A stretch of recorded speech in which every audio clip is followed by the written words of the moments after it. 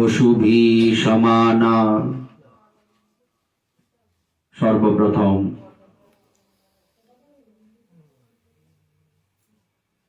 যার কৃপায় অজ্ঞানীর গভীরতম অন্ধকার থেকে নিষ্কৃতি লাভ করে জ্ঞানের অমৃত লোকে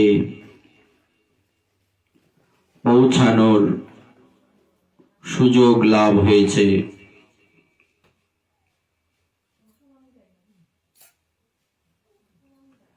সেই পরম আরাধ্য শ্রী গুরুদেব ব্রজবনস্থ কেশিঘাটের অন্তর্গত শ্রী শ্রী রাধা মুরারি মোহন কুঞ্জের ভূতপূর্ব মহান্ত মহারাজ, সেবার মূরতি, দৈন্যতার প্রতিমূর্তি, অষ্টোত্তর শত মুরারিদাস বাবাজি মহারাজজিউর শ্রীচরণ কমলে অগণিত দণ্ডবত প্রণতি জ্ঞাপন করছি।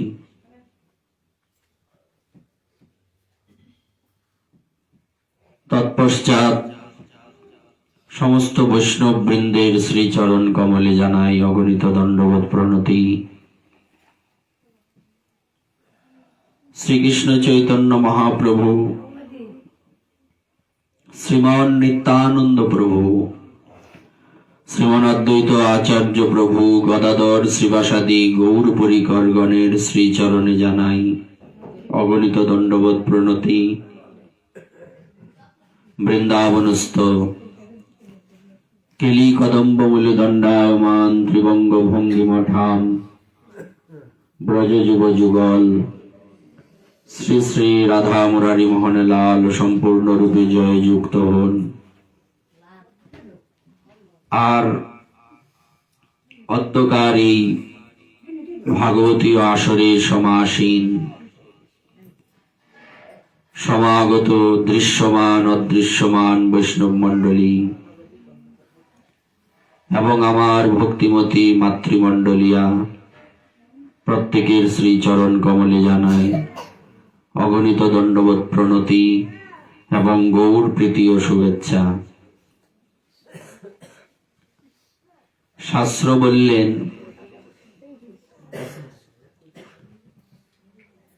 মক্ষিকা ভ্রণমিচ্ছন্তি মধুমিচ্ছন্তি ষটপদা সজ্জনা গুণমিচ্ছন্তি দোষমিচ্ছন্তি বর্বরা। আস্তে বলছে, মাছি সবসময় ঘা খুঁজে বেড়ায়, নর্দমা খুঁজে বেড়ায়, আর মৌমাছি সবসময় মধু খুঁজে বেড়ায় বা ভ্রমর। তেমনি ভক্তরূপী ভ্রমরেরা, ভক্তরূপী মধুকরেরা, ওনারা সদা সর্বদা ভগবানের চরণের মধ্যে যে মধু রয়েছে সেই মাধুর্য আস্বাদনের নিমিত্তে ঘুরে বেড়ান।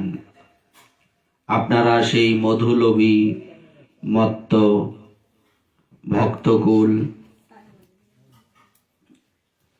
এটা সৌভাগ্য যে কারো হৃদয়ে ভগবানকে জানার, ভগবানের সেবা করার ইচ্ছে জেগেছে।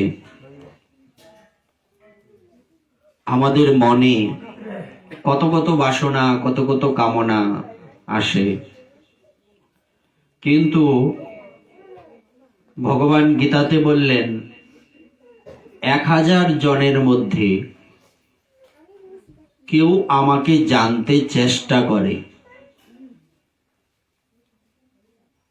আর ওই রকম যারা আমাকে জানতে চেষ্টা করে ওই রকম 1000 জনের মধ্যে এক একজন আমাকে পেলেও পেতে পারে বা পেয়ে থাকে।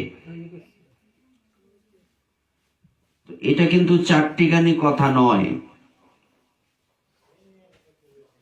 আমরা যে এই পর্যন্ত আসতে পেরেছি, এত সুন্দর একটা মনুষ্য দেহ পেয়েছি, নৃদেহ মাধ্যম সুলভম সুদুর্লভম। এই দেহটা পেতে আমাদের অনেক কষ্ট করতে হয়েছে, এটা আমরা এখন বুঝতে পারছি না। একটা স্টুডেন্ট কখন ফার্স্ট হয়, কতটুকু পড়াশোনা করলে ফার্স্ট হয়? সবার থেকে বেশি নাম্বার পেলে তারপরে ফার্স্ট হয়। তেমনি আমরা যে মানব জন্ম পেয়েছি, এরকম এই যে প্রত্যেকেই আমরা এখানে মানব শরীর নিয়ে এসেছি, প্রত্যেকেই ফার্স্ট হয়ে মানব শরীর পেয়ে এসেছি। এখানে সবাই আমরা ফার্স্ট হয়ে এসেছি ভগবানের কাছে। তো এই রকম যারা ফার্স্ট হয়ে এসেছি, তাদের থেকেও 1000 জন একসাথে করলে 1000 জনের মধ্য থেকে পাওয়া যাবে যে ভগবানকে জানতে চায়। আবার যারা জানতে চায় তাদের মধ্যেও আবার 1000 জন, এই 1000 জনের মধ্যে এক একজন ভগবানকে পেতে পারে। ভগবানকে পাওয়া মানে কি না, ভগবানকে পাওয়া মানে বিসিএস ক্যাডার হওয়ার মতো। সবাই কিন্তু বিসিএস ক্যাডার হতে, এমনকি সবাই বিসিএস পরীক্ষাও দিতে পারে না। তো কত মানে কম্পিটিশন যাকে বলে, কতটুকু কম্পিটিশন করার পরে এই পর্যন্ত যাওয়া যায়। আরেকটু সহজ যদি বলি, একটা চাকরির ইন্টারভিউ দেয় কতজন? লক্ষ লক্ষ। নেয় কতজন? গোটা কয়েকজন, 100, 200, এরকম 12 কম 50 জন। তাহলে ওই 5 লক্ষ লোক পরীক্ষা দিয়েছে, ধরুন 5 লক্ষ লোকের মধ্যে নেবে কয়জন? 100 ধরলাম। তো এই 5 লক্ষ লোকের মধ্যে 100 জন কি? এরকমই এই 5 লক্ষ লোকের মধ্যে 100 জন লোক হচ্ছে ভাগ্যবান। ভাগ্যবান কিভাবে হয়েছে?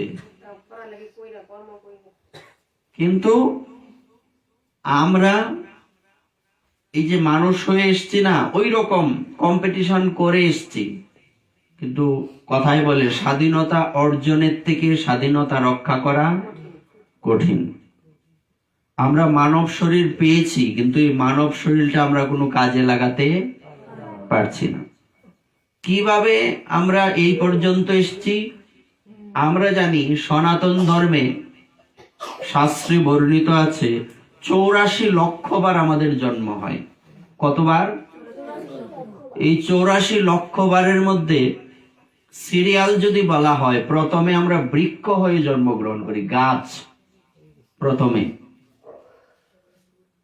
তারপরে কীটপতঙ্গ, তারপরে জলচর, জলে থাকে মাছ, কুমির ইত্যাদি, তারপরে উভচর, ব্যাঙ আদি, সাপ, এরপরে পাখি, পাখির পরে পশু, তারপরে আমরা মানব জন্ম পাই। এর মধ্যে আবার শ্রেণী বিভাগ রয়েছে।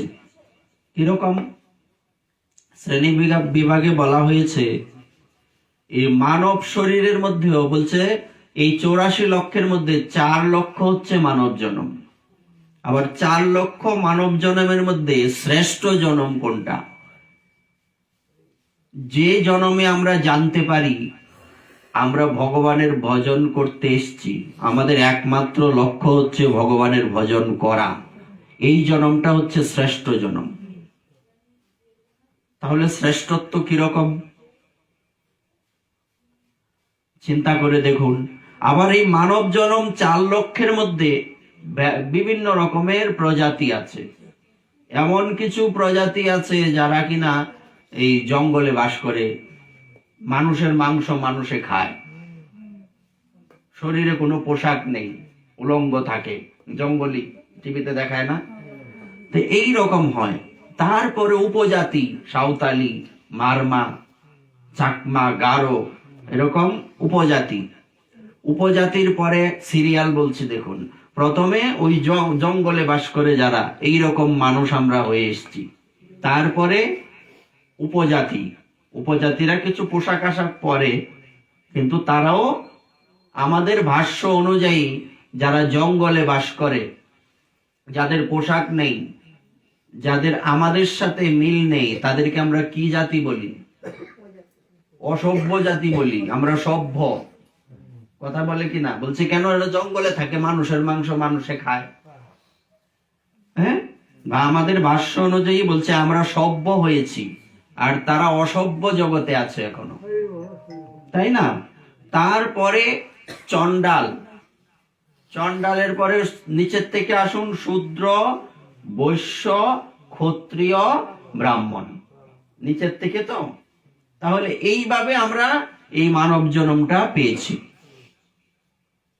এখন একটু আগে একটা শব্দ উচ্চারণ করেছিলাম, সভ্য এবং অসভ্য। অসভ্য একটা গালি অর্থে ব্যবহৃত হয়। তো যাদের মধ্যে সভ্যতার আলোক পৌঁছেনি তারা হচ্ছে অসভ্য। কিরকম? যেমন আমরা সভ্য, আমরা মানুষের মাংস মানুষ খাবো না। আমরা সভ্য, আমরা কারো ক্ষতি করব না, আমরা মিথ্যা কথা বলবো না, আমরা মা বাবার সেবা করব, আমরা ভগবানের সেবা করব, আমরা নিত্যকর্ম করব, তাহলে আমরা সভ্য। এখন আমরা যেখানে জন্মগ্রহণ করেছি, এখানে জন্মগ্রহণ করার পরেও যদি আমরা এই আরো অনেক কিছু আছে সদাচারের মধ্যে, এই কর্মগুলি না করি, তাহলে আমরা কি নামদারি সভ্য না? আমরা কি কাজে সভ্য হয়েছি? যদি আমরা প্রত্যেকে নিজেকে প্রশ্ন করি যে আমরা কি সভ্য হয়েছি, যে আমি কি সভ্য হয়েছি, ভেতর থেকে কি উত্তর আসবে? কেন না? কারণ আমরা শাস্ত্রীয় নিয়ম অনুযায়ী নিজেদের জীবনকে পরিচালনা করি না। আমরা যেমন বাংলাদেশে বাস করি, বাংলাদেশের একটা সংবিধান রয়েছে। তো যে ব্যক্তি যে দেশে বাস করে সেই দেশের সংবিধান তাকে মানতে, যদি না মানে শাস্তি হবে, অপরাধ। অপরাধ মানে ক্রাইম। পাপ আর অপরাধের মধ্যে পার্থক্য আছে। পাপ, মহাপাপ, অতি পাপ, উপপাপ, অনেক প্রকার পাপের শ্রেণীবিন্যাস রয়েছে। মানে পাপেরও কিন্তু ছোট বড় আছে, তাই না? যেমন অনেকগুলি মহাপাপ রয়েছে। মিথ্যা বলা কি মহাপাপ, আমরা পড়েছি। জীব হত্যা মহাপাপ, এরকম কিছু বিষয়ের এইগুলি হচ্ছে মহাপাপের মধ্যে পড়ে। তো অপরাধটা কি? বলছে অপরাধ পাপের থেকে আরো শক্তিশালী। পাপের ক্ষমা হয় কিন্তু অপরাধের, তবে অপরাধেরও ক্ষমা হয়, এটার কিছু নির্দিষ্ট নিয়ম আছে। আমরা এটা আসবো আস্তে আস্তে, পাপ এবং অপরাধের ক্ষমা কি করে হয় এটা আমরা পরে যাচ্ছি। তো আমরা যে শ্লোকটা দিয়ে শুরু করলাম, আহার নিদ্রা ভয় মৈথুনাদি সামান্য মেতৎ পশুভীর নরানাম, এখানে বলছে চারটে জিনিস, আহার, নিদ্রা, ভয়, মৈথুন। এই চারটে জিনিস আমাদের ভালো করে শুনতে হবে। আমরা যারা জীব, জীব বলতে মানুষ নয়, এই পশু পাখি আদি যাদের কথা বলেছি সবার কথা, এই প্রত্যেকটা জীবের মধ্যে এই বিষয় রয়েছে। চারটে জিনিস আছে কিনা? সব জীব আহার করে, পশু পাখি, তরু লতা, মানুষ সবাই আহার। নিদ্রা, সবার নিদ্রা আছে। ভয় সবার আছে। মৈথুন মানে যেমন স্বামী স্ত্রী, মানে নারী পুরুষ যে একটা সম্বন্ধ, এটা হচ্ছে মৈথুন। তো এটা কি সবার মধ্যে আছে না? এখন এখানে একটা প্রশ্ন হচ্ছে, আমরা দেখতে পাচ্ছি মানুষের মধ্যেও এই বিষয়গুলি রয়েছে, পশু পাখির মধ্যেও এই বিষয়গুলি রয়েছে। এখানে প্রশ্নটা হচ্ছে, যদি সবকিছু এই চারটে জিনিসই সবার মধ্যে থাকে, তো আমি যে মানুষ, তো এটার প্রমাণ কি? প্রশ্ন আসে কিনা? আমি এই কার ফোনটা দেখো, কল আসছে। আমি যে মানুষ, তার প্রমাণ কি? এই প্রশ্নটা কিন্তু এখানে আসে। যেমন কি বলবো, একজন বলছে উকিল, একজন ডাক্তার, একজন জজ, হ্যাঁ, তো এই একজন ব্যক্তি বলছে, এই তুমি কিসের চাকরি করো? বলছে আমি একজন ডাক্তার। তো তুমি ডাক্তার, প্রমাণ কি?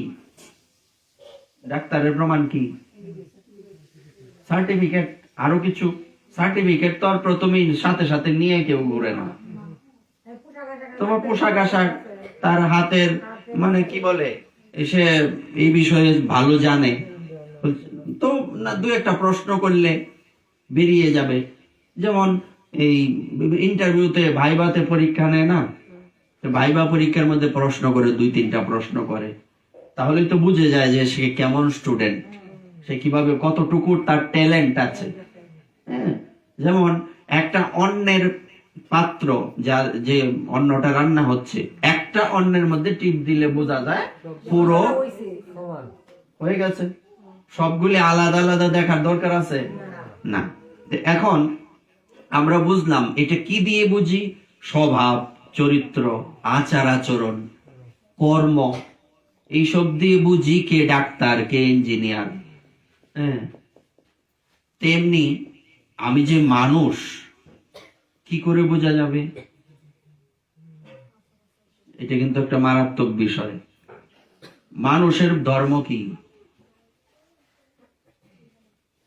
হ্যাঁ, মানুষের ধর্ম মনুষ্যত্ব। ধন্যবাদ। মানুষের ধর্ম হচ্ছে পশুর ধর্ম পশুত্ব। একটু আগে বলছিলাম অসভ্য আর সভ্য, প্রমাণ কি এইবার পাবো। মানুষের ধর্ম মনুষ্যত্ব, পশুর ধর্ম পশুত্ব। এখন মানুষ যদি পশুর মতো কাজ করে, তাকে কি বলা যাবে? পশু বললে পশুকে অপমান করা হবে না? এই জন্য বলে হ্যাঁ পশু না, পশুত্বে অদম, এরকম শব্দ বলে কিনা।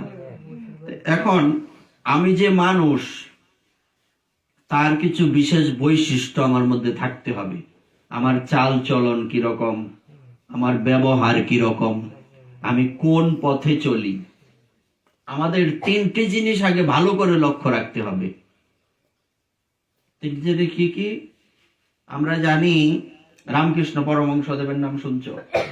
রামকৃষ্ণ পরমহংসদেবের একটা বাণী আছে, ওই বাণীর মধ্যে উনি বলেছেন যে সোজা হয়ে বসো, সোজা কথা বলো, সোজা রাস্তায় চলো।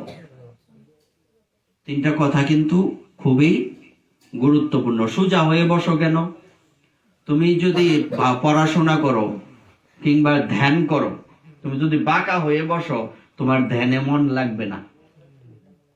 বাঁকা হয়ে বসলে, হেলান দিয়ে বসলে ঘুমে ধরবে। সোজা হয়ে বসো, তাহলে দেখবে ঘুম আসবে না। কার মতো? ঈশ্বরচন্দ্র বিদ্যাসাগর, উনি যে চেয়ারে বসে পড়তেন, কাঠের চেয়ার তো, এখনকার মতো তো এত কিছু ছিল না। ওই চেয়ারের পিছনে যেটা হেলান দেয় না, এটা ছিল না তার চেয়ারে, রাখতেন না উনি। উনি ব্রাহ্মণ তো, মাথায় শিকা ছিল, ওই শিকার মধ্যে একটা দড়ি বেঁধে জানালার সাথে এরকম আটকে দিতেন। যখন ঘুম আসতো, টান লাগতো।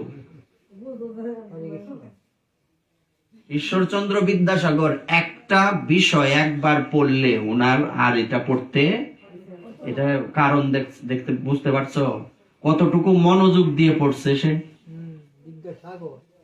এমনি জন্যই তো বিদ্যাসাগর হয়েছে।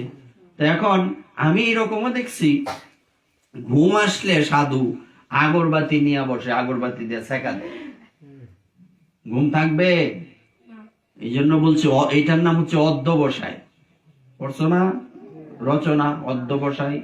অধ্যবসায়টা হচ্ছে এরকম, তোমাকে পরিশ্রম করতে হবে। পরিশ্রম সৌভাগ্যের। পরিশ্রম যদি না করো, তাহলে কখনোই জীবনে শাইন করা সম্ভব নয়। বা হবে না। যে এই যে এখানে একটা বিল্ডিং করা হয়েছে, এটা কি বললেই হয়ে যাবে? যে ব্যক্তি এটা তৈরি করছে তাকে কতটুকু পরিশ্রম করতে হয়েছে? হয়েছে তো। এখন প্রশ্ন হচ্ছে, আমরা বাড়ি গাড়ি করি, আমরা পড়াশোনা করি, হ্যাঁ, এইগুলি কি মনুষ্যত্বের বৈশিষ্ট্য, না এটা আমার প্রয়োজনীয় বিষয়?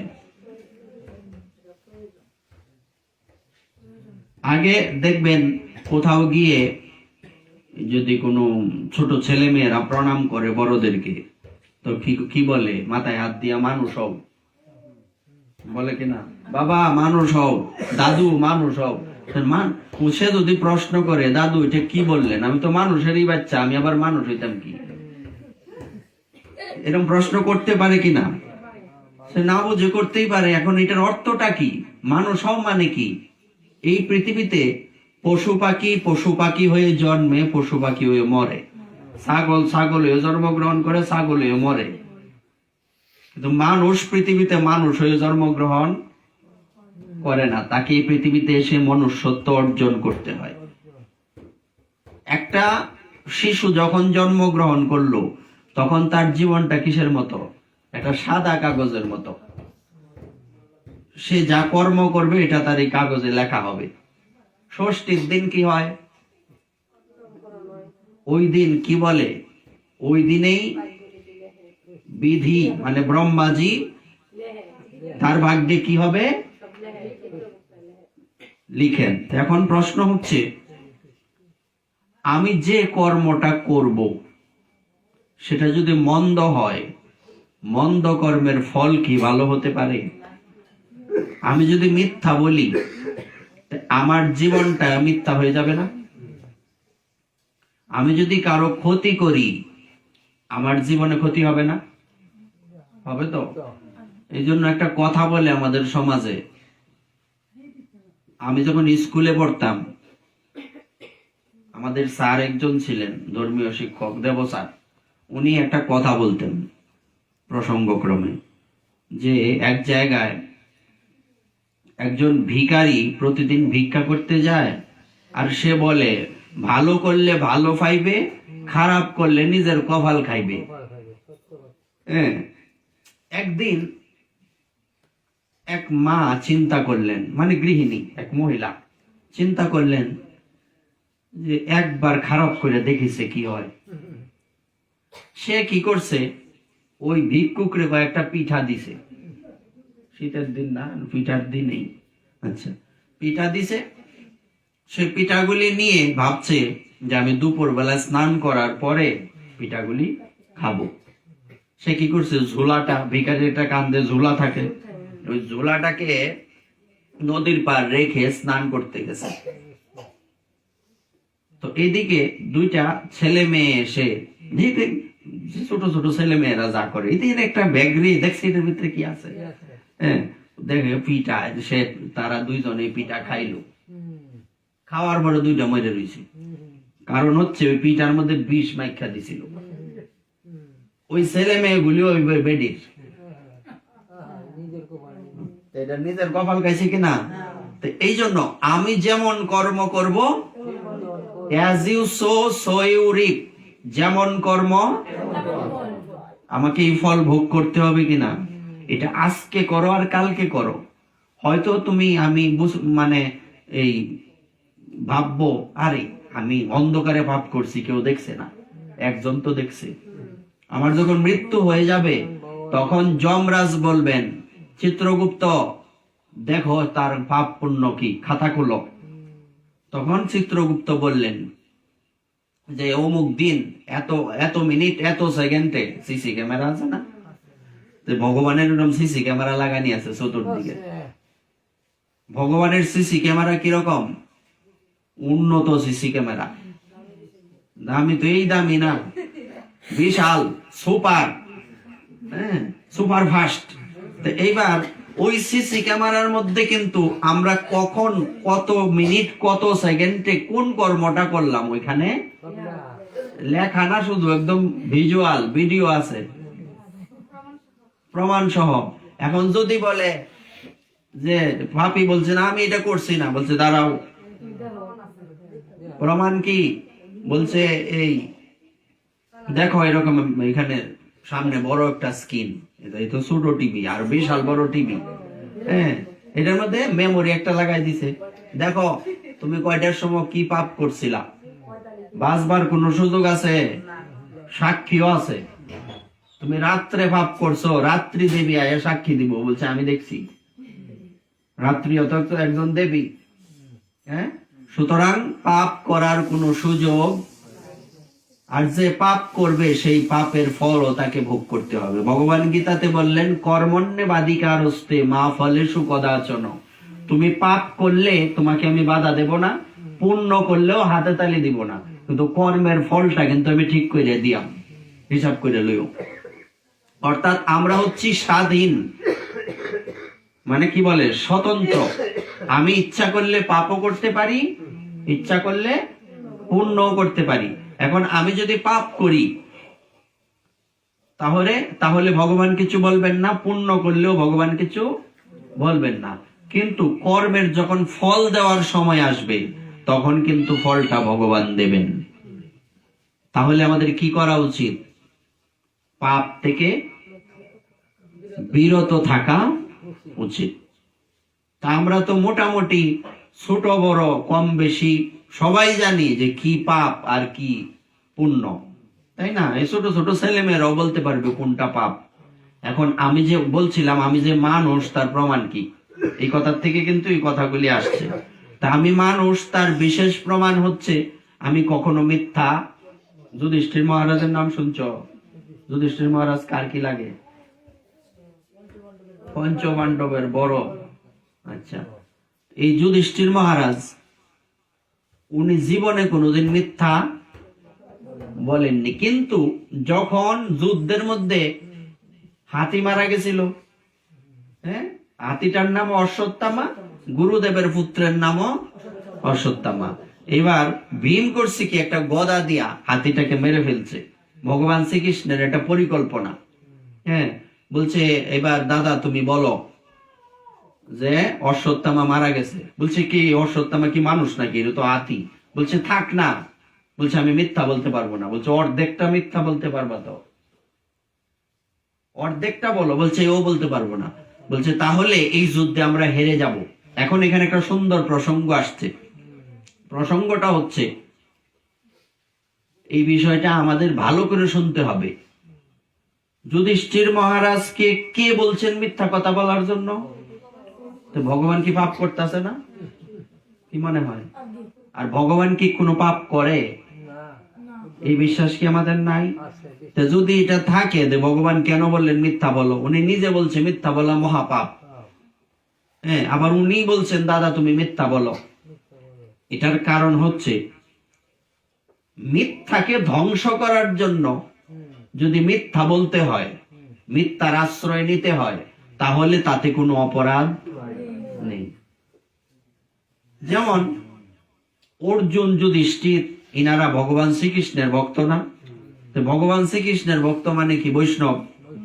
তারা যুদ্ধ করে এত লোক মারছে, পাপ হয়েছে না? পাপ হয়েছে না? বলছে হয়নি। বলছে কেন হয়নি? কারণ এটা ধর্মযুদ্ধ ছিল, এটা পাপ যুদ্ধ। কিন্তু দুর্যোধন যে যুদ্ধ করছে এটা হচ্ছে তার জন্য অধর্মের যুদ্ধ। অনেক চেষ্টা করা হয়েছিল ওই যুদ্ধটাকে থামানোর।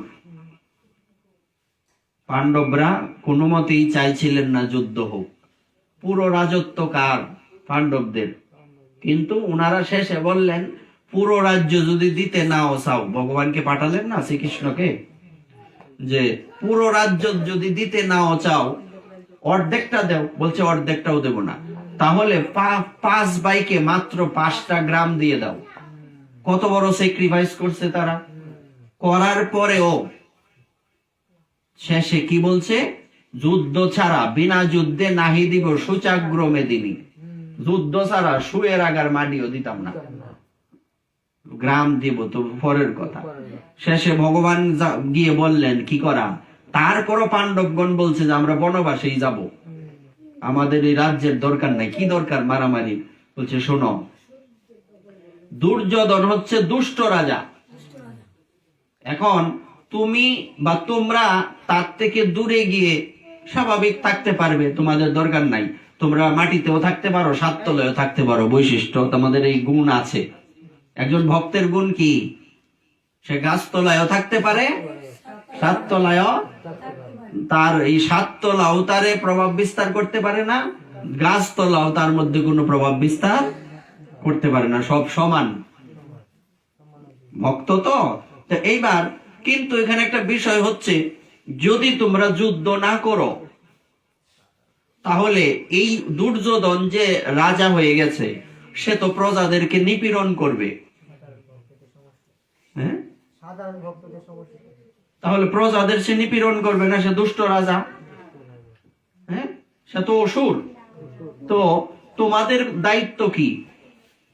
তোমরা না নিজে বাঁচলা, আচ্ছা আমরা মারামারি যাইতাম না, যুদ্ধ করব না, নিজে বাঁচলা, কিন্তু তোমরা তো এত এত লক্ষ লক্ষ লোকজনদেরকে সাগরে ভাসায় দিয়ে যাইতেছো গা, এটা কি ঠিক হবে?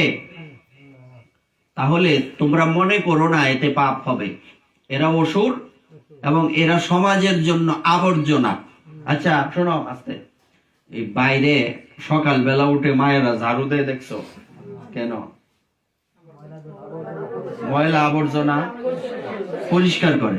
তো ময়লা আবর্জনা পরিষ্কার করে, তো ময়লা আবর্জনা এখন কেউ যদি আইসা বলে, ইস এইভাবে ঝাড়ু দিয়ে বাইরে যাইতাছো, এটা কেমন হইলো? বলছে এটা ময়লা পরিষ্কার করতেছি, বলছে না সর্বনাশ, আসুন দিয়ে কোনো জায়গায় বাড়ি দেওয়ার নাই, বিষয়টা কেমন না? তো এটা যেমন হাস্যকর, ওইটাও হাস্যকর। বলছে কিরকম? তোমাদের কাজ হচ্ছে সমাজ থেকে আবর্জনা নির্মূল করা। নির্মূল করতে গেলে তো কিছু ঝাড়ুর বাড়ি শৈল পড়বই, কিছু মানুষ মরবই, এতে কিন্তু কোনো তোমাদের অপরাধ হবে না। অর্জুন যখন দেখলেন যে সর্বনাশ, এখানে আমার বিপক্ষে যারা যুদ্ধ করতে আসছে সব তো আমারই আত্মীয়, আমার দাদু, আমার গুরুদেব, আমার মামা, আমার শালা সম্বন্ধী, সব আমার আত্মীয় স্বজন, তারা সব আমার বিপক্ষে যুদ্ধ করতে প্রস্তুত, আমি তাদেরকে মারবো কিভাবে? ভগবানকে বলছেন যে তারা আমারে মারুক, আমি তাদের মারতে, এর থেকে ভালো আমি ভিক্ষা করে জীবন যাপন করব। আমাদের এই রাজ্য সুখের দরকার নাই। ভগবান তখন কি বললেন? তুমি না বাঁচলা, কিন্তু জগতের তো অমঙ্গল হবে, এটাকে তুমি যুদ্ধ মনে করো কেন? এই যুদ্ধ তো ধর্মযুদ্ধ। তো ধর্ম করতে গিয়ে যদি, ধর্মকে রক্ষা করতে যদি অধর্ম করতে হয়, তাহলে তাতে কোনো অপরাধ। তো যুধিষ্ঠির মহারাজ উনি মিথ্যা বলবেন না। যুধিষ্ঠির মহারাজকে বলা হয় একটা, আমাদের সমাজে একটা কথা প্রচলিত, সত্যবাদী যুধিষ্ঠির হয়েছে বলে কিনা? কারণ যুধিষ্ঠির মহারাজের মতো সত্যবাদী আর পৃথিবীতে পাওয়া যাবে না। তো উনি সত্যটাকে হাইলাইট করার জন্যই পৃথিবীতে আসছেন। হাইলাইট মানে, আচ্ছা, হাইলাইট করার জন্য, জগতে প্রকাশ করার জন্য, প্রচার করার জন্য আসছেন। ওনার স্পেশালিটি হচ্ছে উনি সত্যবাদী, তাই তো? এখন ওনার জীবনী দিয়ে দেখানো হয়েছে, উনাকে বলা হলো তুমি মিথ্যা বলো জগতের কল্যাণের জন্য। বলছে আমি মিথ্যা বলতে পারবো না, অর্ধেকটা বলো। তখন বলছে অশ্বত্থামা হত, আসতে বলছে নর নহে গজ। কি নর মানে? নর শব্দের অর্থ মানুষ, গজ মানে হাতি। অশ্বত্থামা হত নর নহে গজ, আসতে বলছে। এটার গুরুদেব দ্রোণাচার্যের কারণে পৌঁছেনি। এখন যে যুধিষ্ঠির মহারাজের একটা স্পেশালিটি ছিল, ওনার রথ কখনো মাটিতে নামতো না,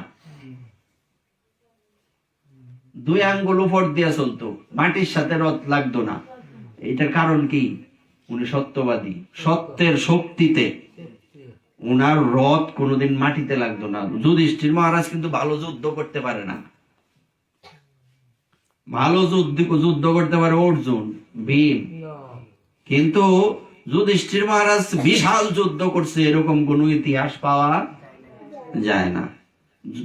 তারপরও যুধিষ্ঠির মহারাজকে বলা হয়েছে যুদ্ধে স্থির। যুধিষ্ঠির মানে শব্দের অর্থ কি? যুদ্ধে যিনি স্থির তাকে বলে যুধিষ্ঠির। তো উনি সত্যকে হাইলাইট করার জন্য এসছেন। উনি মিথ্যা বলার সাথে সাথে ওনার রথটা মাটিতে নেমে গিয়েছিল, এরপরের থেকে আর উপরে উঠে না। এটা দিয়ে কি প্রকাশ করা হলো? মিথ্যা কথা বলা। আরেকটা যুক্তি আছে। আমরা জানি মৃত্যুর পরে যুধিষ্ঠির মহারাজকে নরক দর্শন করতে হয়েছিল, ঠিক আছে না? এটার কারণ কি? বলা হয় উনি একটা মিথ্যা বলছিলেন এই জন্য। কিন্তু এখানে দুটো যুক্তি আছে, একটু মন দিয়ে শুনতে হবে। একটা যুক্তি হচ্ছে ওই যে উনি মিথ্যা বলছিলেন এই জন্য ওনাকে নরক দর্শন করতে হয়েছিল। আর একটা কথা হচ্ছে শাস্ত্রে বলছে ভগবানের বাণী, ভগবানের মুখ থেকে যা বের হয় তাই তো বাণী। ভগবানের বাণী তো শুধু গীতাই না। ভগবান আজকে একটা কথা বললেন, ওনার মুখ দিয়ে একটা শব্দ উচ্চারণ হলো, এটাই আমাদের জন্য বাণী। এখন যখন যুধিষ্ঠির মহারাজকে বলা হয়েছিল তুমি মিথ্যা বলো, তখন এটা কি ভগবানের বাণী ছিল না? সে ভগবানের কথা মানেনি বলে তাকে নরক দর্শন করতে হয়েছিল। বলছে কিন্তু ভগবানের ওই কথাটার প্রতি তার শ্রদ্ধা ছিল না। এই যে আমরা এখানে এসে বসছি, আমরা ভগবানের কথা শ্রবণ কীর্তন করছি, আমাদের যদি এরকম শ্রদ্ধা না থাকে, ওই রকম শ্রদ্ধা যদি আমাদের না থাকে, এই কথাগুলি কি আমাদের ভেতরে ক্রিয়া করবে, কাজ করবে? একটা কথা বলে দেখবেন যে ওষুধ হচ্ছে উপলক্ষ। তুমি যদি বিশ্বাস বা শ্রদ্ধা সহকারে এই ওষুধ খাও, তাহলে ভগবান ইচ্ছা করলে তোমাকে রক্ষা করতে, এই কথা বলে কিনা? ডাক্তার, ওষুধ এই হচ্ছে উপলক্ষ। মূলত রক্ষা করবেন ভগবান। কিসের উপর ভিত্তি করে? ওষুধের উপর, বিশ্বাসের উপর ভিত্তি করে। এই জন্য আমাদের বিশ্বাসটা যাতে স্থির থাকে। একটা কথা বলছিলাম, যেমন প্রত্যেকটা দেশের সংবিধান আছে, তেমনি আমরা যে সনাতন ধর্মে জন্মগ্রহণ করেছি আমাদের সংবিধান আছে না? আমরা যদি সংবিধান মেনে না চলি তাহলে কি হবে? তাহলে আমাদেরকে কি করা হবে? শাস্তি দেওয়া হবে। আমরা ক্রাইম করলাম, অপরাধ করলাম, সংবিধান বিরোধী কাজ করলাম। তো আমাদের সংবিধান মানে কি? সংবিধান কাকে বলে? শাস্ত্র হচ্ছে আমাদের সংবিধান। এটা মেনে যদি আমরা না চলি তাহলে আমাদেরকে নরকে যেতে হবে। এক একটা কর্মের জন্য এক এক প্রকার নরকে যেতে হয়। আমরা একটা কথা বলছিলাম যে অনেকগুলি মহাপাপের মধ্যে একটা হচ্ছে জীব হত্যা। এটা স্কুলে পড়ছো তো তোমরা? এখন আমরা সবাই জানি জীব হত্যা মহাপাপ, মিথ্যা বলা মহাপাপ, তারপরে আমরা জীব হত্যা করি কিনা? তাহলে অপরাধ কি বাড়তাছে না কমতাছে? যখন আমরা না জেনে পাপ করব, যেমন আমি জীব হত্যা করলাম, আমি জানি না শাস্ত্রের বিধানটা, তখন এটা হচ্ছে মহাপাপ। আর যখন জেনে বারবার ভুলটা করছি, এটা হচ্ছে অপরাধ, ক্রাইম। শক্তিশালী না অপরাধ? এখন এখানে আমরা যে মানুষ হয়ে জন্মগ্রহণ করেছি, আমরা যদি জেনে শুনে এই অপরাধগুলি করতে থাকি, তাহলে আমাদের কি এই মানব জীবন ধন্য হবে না অধন্য থেকে যাবে? ধ্বংস হয়ে যাবে না?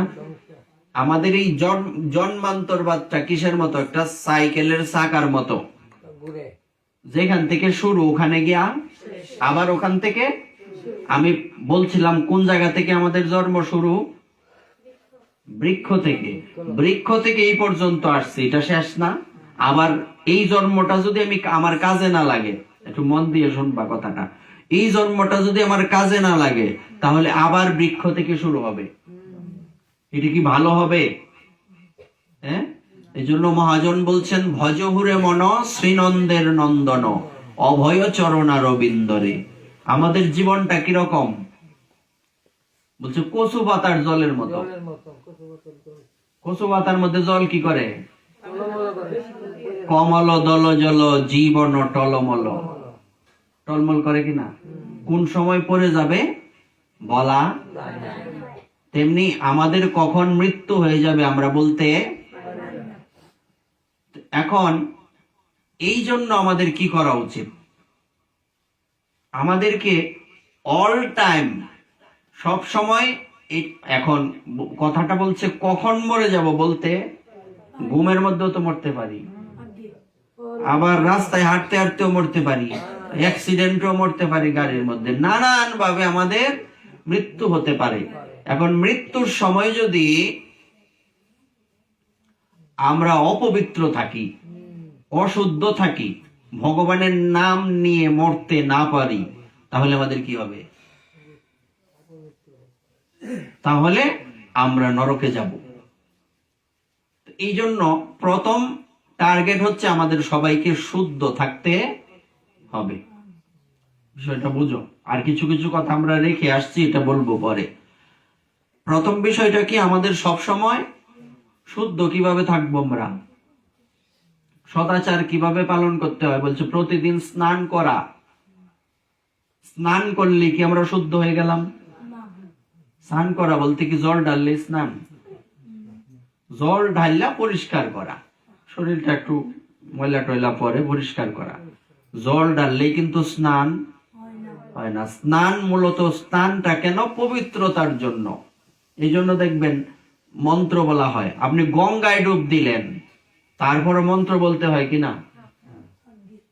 তো গঙ্গায় ডুব দিলেও মন্ত্র বলতে হচ্ছে, তার মানে মন্ত্রের বিশেষত্ব, তাই তো?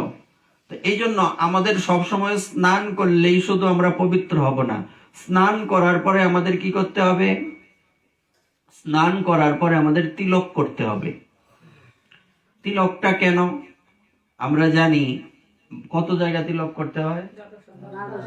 তো দ্বাদশ অঙ্গে তিলক, ওই দ্বাদশটা অঙ্গের মধ্যে ভগবানের 12টা, দ্বাদশ মানে 12টা বিগ্রহ আছেন। বিগ্রহ মানে ভগবান আছেন আর কি। যেমন আমরা ললাটে, এখানে ভগবান কেশব রূপে থাকেন, উদরে নারায়ণ, এখানে নারায়ণ থাকেন, তারপর বক্ষস্থলে এখানে ভগবান মাধব থাকেন। এরকম করে সিরিয়ালে এই প্রত্যেকটা অঙ্গের মধ্যে এই দ্বাদশ অঙ্গে ভগবান অবস্থান করেন। এখন প্রতিদিন যদি আমরা তিলক না করি, তাহলে আমাদের এই দেহটা মূলত অপবিত্রই রয়ে গেল। এই জন্য আমাদের প্রত্যেককে কি করতে হবে? প্রতিদিন দ্বাদশ অঙ্গে তিলক করতে হবে। তারপরে আমরা কি করি? আমাদের গলায় আমরা মালা দিই। শাস্ত্রে বলছে তুলসীর মালা গলায় নিয়ে যদি কেউ মৃত্যুবরণ করে, সে যত বড় পাপী হোক, তার বৈকুণ্ঠে বাস হয়। এই জন্য কি দীক্ষিত, কি অদীক্ষিত, কি নারী, কি পুরুষ, প্রত্যেকের গলায় মালা দেওয়া। মালা দেওয়া মানে কি? এই মালা হচ্ছে একটা পরিচয়, আমি হিন্দু, আমি সনাতনী। আমাদের ধর্মের নাম কি? সনাতন ধর্ম। তো আমি যে সনাতনী, তার বিশেষত্ব কি? মালা তিলক। আমাদের পার্শ্ববর্তী ধর্মে দেখেন তো, তারা কি ধর্মকর্ম করতে গেলে লজ্জা পায়? কেউ কাউকে কিছু বলে? কিন্তু আমরা এত বেয়াদ্দব, আমরা এত অসভ্য, আমরা কি করি? নিজেরা তো ধর্মকর্ম করব না, যদি কেউ করে তাদেরকে টিটকারি দেয়, বাধা দেয়। তখন এদের মুখে ঝামা ঘষে দিবা। মানে কি? এমন কথা বলতে হবে, মানে গালি তর দেওয়া যাবে না, যাতে ভিতরে গিয়ে লাগে। এইগুলি হচ্ছে আমাদের সনাতন ধর্মের আবর্জনা। তারা কি আবর্জনা কি করতে হয়? এইবার বুঝালো। তাদেরকে আমরা তো মারতে পারবো না, আমরা আবর্জনা পরিষ্কার করি ঝাড়ু দিয়ে। আর কি ঝাড়ু পিটা করা যাবে? করা যাবে না। কিন্তু মুখে তো কথা বলা যাবে, বোঝানো তো যাবে যে দেখো, অন্যান্য ধর্মে আজ পর্যন্ত আমরা শুনিনি, আমাদের পার্শ্ববর্তী ধর্মেরই কথা যদি বলি, তারা ধর্মকর্ম করলে কেউ বাধা দিছে? দেখ, কোনোদিন না। বরং ছোট ছোট ছেলে মেয়েদেরকে আসতে, তারা ছোট ছোট ছেলে মেয়েদেরকে তারা সকালে কি করে? মক্তবে। আর আমরা কি করে? ঘুমা। এখন মরার ঘুম ঘুমা। এই যে ঘুম দিছে, এই ঘুমে এটা অমানুষ হয়ে থাকবো, কয়দিন পরে মা বাবার মাথায় চাল বাজ্যা খাইবো। এটা মিলাই নিবা, সত্যি কিনা? এবং দুঃখের বিষয় হচ্ছে চতুর্দিকে ফলো করলে দেখা যায় যে এমনও এরিয়া আছে 99% ছেলেরা মদ্যপান করে, 99 জন ছেলেরা, মেয়েরাও অনেকে খায়। এইবার চিন্তা করো বিষয়টা, এইগুলি কাদের দোষ? ছেলেবেলার থেকে যদি এই শিক্ষা দেওয়া হতো, তাহলে ছেলেবেলার থেকে শিক্ষা দেওয়া হইলে তারা কি এরকম করতে পারতো? তুমি 10টার পরে, রাত্রের 10টার পরে রাস্তায় বেরোয় দেখবা কত কত ছেলেরা নিশাচরের মতো ঘুরে বেড়াইতেছে। নিশাচর মানে রাক্ষস, নিশাচর মানে রাত্রে যারা চলে তাদেরকে কি বলে? রাক্ষস। নিশাচর, নিশা মানে রাত্রি, রাত্রে যারা চলে তাদেরকে বলে রাত্রে 12টা নাই, 1টা নাই, 2টা নাই, এই মোড়ো এই মোড়ো গিয়া দেখবা সব ইয়েরা, যাদের আমরা বলি রাতের পাখি, এরা কি রাতের পাখি, নিশাচর। সুতরাং এই যে বিষয়গুলি, এগুলি কাদের দোষ? প্রত্যেক আপনারা যারা মা বাবা আছেন আর ছেলে মেয়েরা যারা আছো, তাদের প্রত্যেককে বিষয়টা ভালো করে দৃষ্টি রাখতে হবে। এইবার মদ্যপান করলে সমস্যা কি? প্রশ্ন আসতে পারে না? মদ তো এটা জল হই না, বাথরুমের জল তো জল হই খায় না, হ্যাঁ? মদ কিন্তু জলেই। শাস্ত্রে বলছে যে মদ্যপান করবে, শুনো, মানে আমরা যে পাপগুলি আগে বলছিলাম কি, যে যে যে যে ব্যক্তি যে পাপ করবে সেই পাপের জন্য আলাদা আলাদা নরকে, কথাটা বলছিলাম কিনা? যেমন একটা নরক আছে, ওই নরকের, শোনো মন দিয়ে শোনো, এই শোনো, একটা নরক আছে, ওখানে কি করা হয় যে কোনোদিন কামারের দোকানে লোহা যখন গরম করা হয় লাল হয় না, তো লোহার রস দেখছো কোনোদিন? লোহা গলায় রস করে যে, হ্যাঁ? আচ্ছা, তো এইরকম যে ব্যক্তি মদ্যপান করবে, নেশা করবে, তাকে মদ্য বলতে শুধু মদ্য না, সব রকমের কি কি নেশা, এটা তো সবাই জানি, একদম নিত্য নতুন নেশা বাইরেছে। তো এইবার এই সমস্ত ব্যক্তিদেরকে ওই নরকে নিয়ে গিয়ে যমদূতরা একদম 4-5 জনে মিলে ধরবে, তাকে ধরার পরে মুখটাকে ফাঁকা করে গরম লোহার রস তার মুখে ডাইলা দিবে, মনার খাওয়া খা না, এরকম। তাই কেমন লাগবো তখন? সেই লাগতো না? হ্যাঁ, সেই। এই জন্য আমরা কখনো কি করব না, কোন রকম নেশা, মনে থাকবে সাবধান, বিশেষ করে ছেলেরা, হ্যাঁ, নেশা কখনোই করা। আর নেশা করলে কত রকমের যে অপকার, শোনো, সামাজিক ভাবে ক্ষতি, আর্থিক ভাবে ক্ষতি, মানসিক, শারীরিক, পারিবারিক কত সমস্যা আছে না নাই? হ্যাঁ, ইয়েতে তোমরা শুনে থাকবা সম্ভবত নেপাল, নেপাল একটা রাষ্ট্র আছে না, আজ থেকে কত বছর হবে? 20-25 বছর হইতে পারে, আমরা এই পড়ছি ইতিহাসে। তো ওই সময় নেপালের একটা রাজপুত্র তার ফ্যামিলির 10 জনকে মেরে সে 11 নম্বর নিজের মাথায় নিজে গুলি করে 11 জন মারা গেছিল। ওই ছেলেটা নেশা করে, নেশা করে সব মেরেছে, পুরা ঘরের যা আছে একদিনে ভ্যানিশ, সব ফিনিশ। কাজেই নেশা কখনো মঙ্গল বয়ে আনে না। এইবার যেটা বলছিলাম, আমাদের ধর্মকর্ম করতে কি কখনোই বাধা যাতে কেউ না দেয়, বরং তাদেরকে উৎসাহ দিতে হবে। এই জন্য কি বলছিলাম, গলার মালা, কি দীক্ষিত কি অদীক্ষিত, কি নারী কি পুরুষ, কি বালক কি বৃদ্ধ, প্রত্যেকের গলায় তুলসী মালা থাকা এই তুলসী মালা গলায় দেওয়া মানে কি?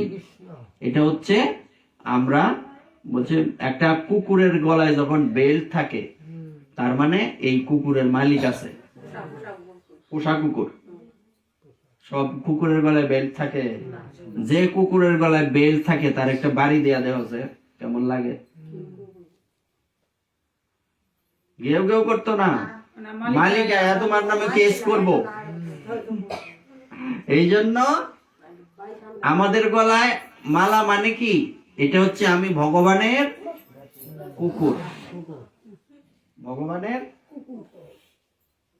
কারণ ভগবান তো আমার প্রভু, আমি যদি তার দাস হই তা আমি তো তার দাস হইলে তার কুকুরের মতো তার চরণে পড়ে থাকবো, এটাই তো আমাদের বৈশিষ্ট্য থাকবে, তাই না?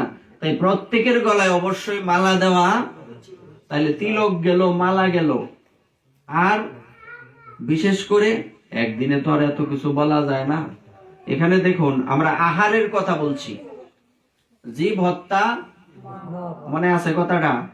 একটা নরকের নাম শুনছো? এই কথা কই না, তোমরা কথা বলো কেন? একটা নরকের নাম হচ্ছে কুম্ভিপাক নরক, গীতাতে আছে। হ্যাঁ, কুম্ভিপাক নরকের বৈশিষ্ট্যটা কি জানো? খালি কুম্ভিপাক বিষয়টা কি না জানলে হবে? জানলে না বুঝতে পারবো যে এই ওই নরকে গেলে কেমন যন্ত্রণা হবে। কুম্ভিপাক নরকে হচ্ছে একটা বড় কড়াই থাকে, কি ওখানে ফুটন্ত তেলের মধ্যে পাপীদেরকে ভাজা হয়, ফ্রাই করা হয়। এই জন্য এরকম ওখানে কি করা হয়? তাদেরকে ভাজা হয়। কেন করা হয়? কাদের করা হয়? যারা এরকম ভাজা করে খাও না বিভিন্ন প্রাণীরারে, এরারে নইবা ভাজবো। এটার নাম কি? নরকটার নাম কি? এবার বুঝছো? এটা কই পাইবা? ভাগবতের ৫ম স্কন্ধের ২৬ নম্বর অধ্যায়। ৫ম স্কন্ধে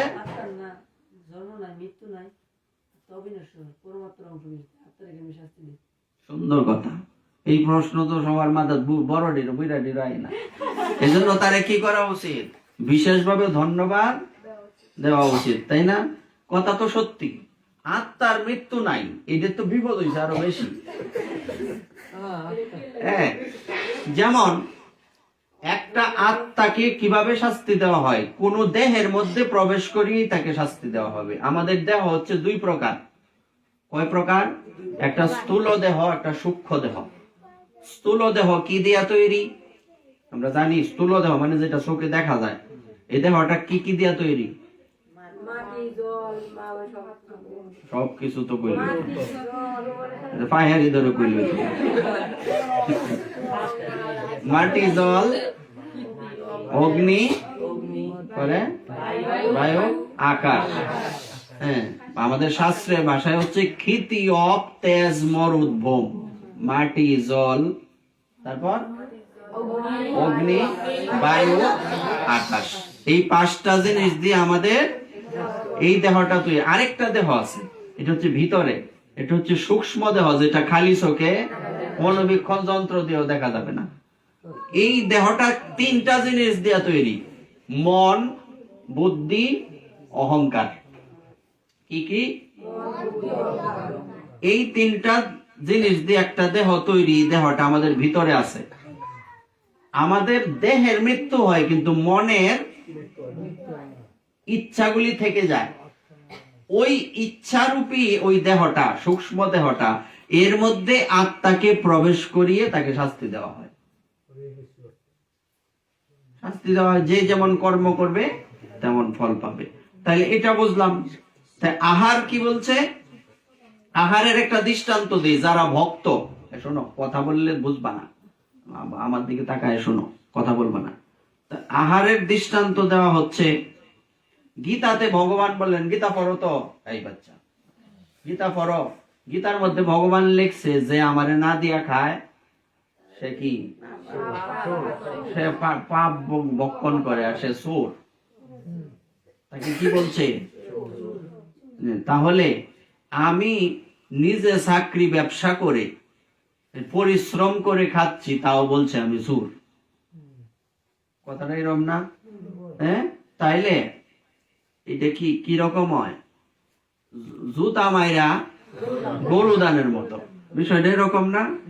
হ্যাঁ, এইবার বিষয়টা ভালো করে বুঝতে হবে। এখন বলছে সহজ ভাষায় বললে, আমারে যে না দিয়া খায়, কারণ আমার দ্রব্য তোমার জিনিস, তোমার বাড়ি থেকে যদি তোমার না বললে আমি এটা খাই, ঠিক আমি চোর হইলাম না? এই জন্য কখনোই যার জিনিস তাকে না বলে খেতে নেই।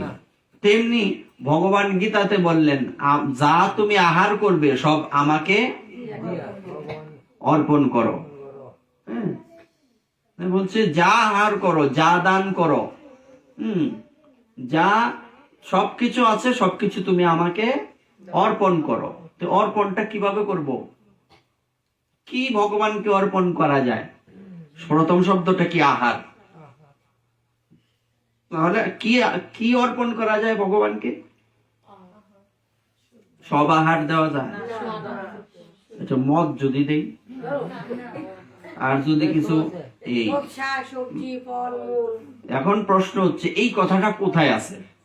এটাও কিন্তু অনেকে প্রশ্ন করতে পারে, যে অনেকে বলতে পারে যে গীতাতে ভগবান বললেন আমাকে যে না দিয়া খায়, তাই আমরা মাছ মাংস খাই আর যা খাই ভগবানের নাম নিয়ে তো খাই, তার জিনিস তারে বললা লইলাম না। বলছি এটার অর্থ এরকম না।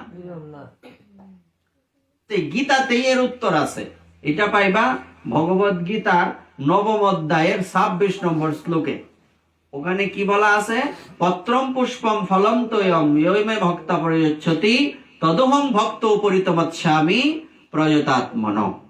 যে বিশুদ্ধ চিত্ত নিষ্কাম ভক্ত আমাকে ভক্তি সহকারে পত্র পুষ্প ফল জল অর্পণ করে, আমি তার দেওয়া সেই উপহার প্রীতি সহকারে গ্রহণ করি। এবার কি বলছে? পত্র পুষ্প ফল জল, এখানে কি মাছ মাংস আছে? এই জন্য ভগবানকে এগুলি দেওয়া যায়।